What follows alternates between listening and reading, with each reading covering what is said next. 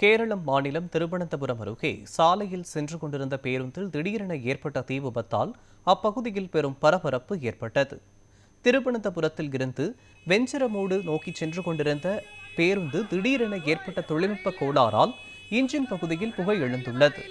இதனை கண்ட ஓட்டுநர் பயணிகளை எச்சரித்து தீயணைப்புத் துறைக்கு தகவல் அளித்துள்ளார். மேலும் சம்பவ இடத்திற்கு விரைந்து வந்த வீரர்கள் உடனடியாக தீயை அணைத்து கட்டுக்குள் கொண்டு வந்ததால் பெரும் விபத்து தவிர்க்கப்பட்டது.